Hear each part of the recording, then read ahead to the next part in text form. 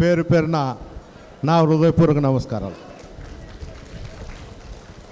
ముఖ్యంగా ఈరోజు మన మిత్రుడు శైలజానాథ్ గారు ఈ కాన్ఫరెన్స్లో అందరినీ పిలిచి కమిటీలు వేయాలా అనే ఉద్దేశంతో మిమ్మల్ని అందరినీ పిలిచి ఇక్కడ ఒక మీటింగ్ పెట్టి మీకు ఆ సమాచారం అందజేసి కమిటీలన్నీ త్వరలో పూర్తి చేయాలనేదే ఆయన ఆలోచన.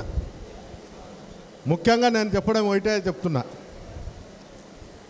మనం ప్రభుత్వంలో ఉన్నప్పుడు తెలుగుదేశం నాయకులు నిరసన వ్యక్తం చేయాలన్నా రోడ్ల మీదకి రావాలన్నా 4 సంవత్సరాలు పట్టింది.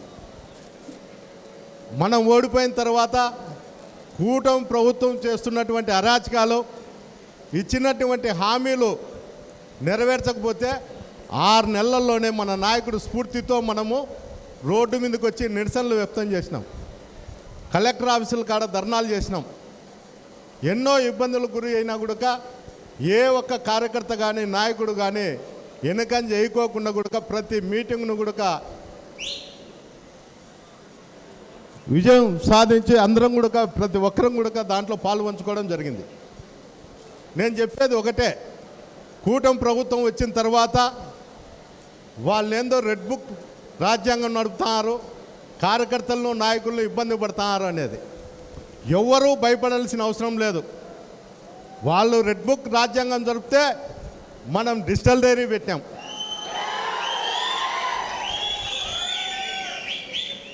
వాడు ఒక ఏటు కొడితే మనం 2 ఏట్లు కొట్టేదానికి సిద్ధంగా ఉండాలి. మీ అందరికి కూడా నా తాడిపత్రి కాన్స్టిట్యున్సీతో పాటు నేను మీ ఓటర్ని కూడా మిత్రుడు శైలజానాథ్ గారిని గెలిపించుకునే బాధ్యత కూడా మనందరిపైన ఉంది. నేను తాడిపత్రిలో ఏ విధంగా శ్రమించి పని చేస్తానో అదే విధంగా కూడా నేను సింగళమల్ల కాన్స్టిట్యున్సీలో కూడా మీ అందరితో కూడా కష్ట నష్టాల్లో కూడా భాగం పంచుకుంటా అని మీకు అందరికీ మరోసారి చెప్తున్నా.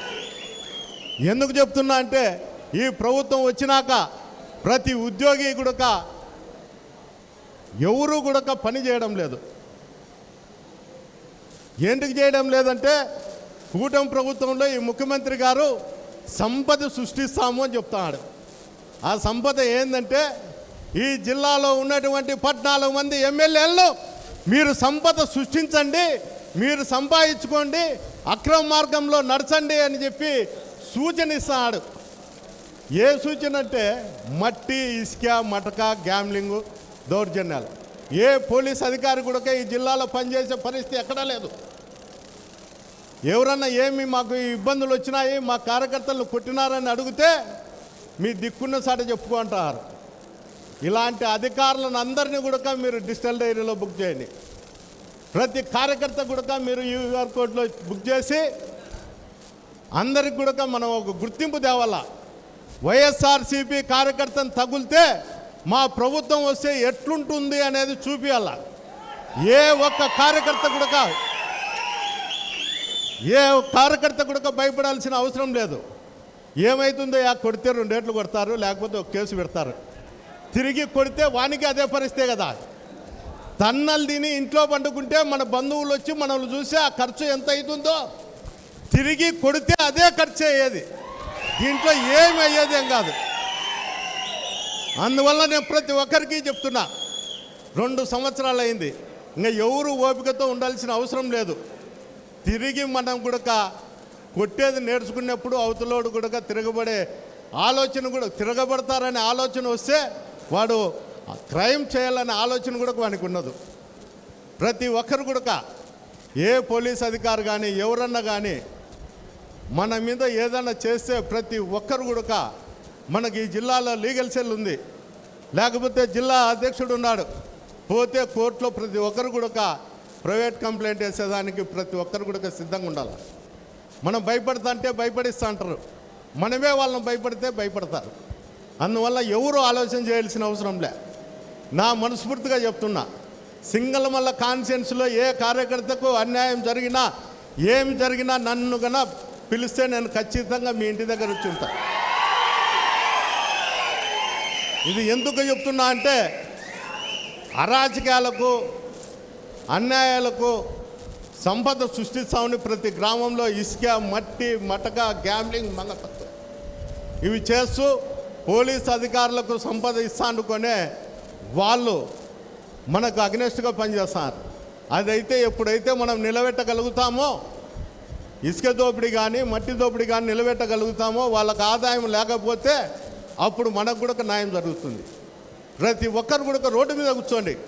ఇసుక టిప్పర్ కోసం అంటే ఏటికి పోతుంది, ఏం కథనే అడగండి, నిలదీయండి. మనకు తోడుగా శైలజనాథన్న గారు ఉంటారు మన పక్కనే. ఎక్కడ పోతుంది? ఎవరే కానీ వైఎస్ఆర్సీపీ కార్యకర్త అనేవాడు ఎవడు భయపడాల్సిన అవసరం లేదు, ఏమి చేయాల్సిన అవసరం లేదు. వైఎస్ఆర్సీపీ జెండా సింగళమల్ల ఎగిరిందంటే మన జగన్మోహన్ రెడ్డి గారు తాడేపల్లిలో ప్రమాణ స్వీకారం మొదలు పెడతారు. ఇది ఉదాహరణకు ఏంటికంటే సెంటిమెంట్గా చెప్తా అంటారు. ఈ జిల్లాలో ప్రతి ఒక్కరు కూడా సింగళమల్ల గెలిస్తే అధికారం వస్తుందని. సింగళమల్ల గెలిచేది